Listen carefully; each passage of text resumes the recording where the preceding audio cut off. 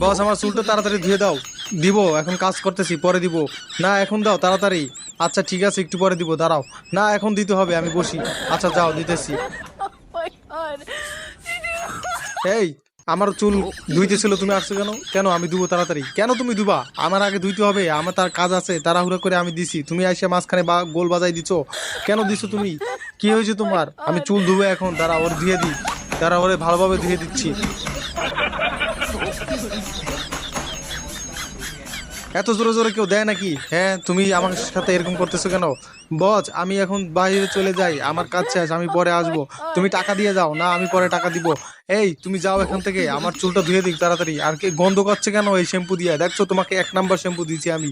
না আমি গন্ধ পাচ্ছি তো। না এটা 1 নাম্বার শ্যাম্পু দেওয়া। না গন্ধ কেন পাবা তুমি? না তুমি ঠিক আছে, কাজটা করে নি আগে তাড়াতাড়ি।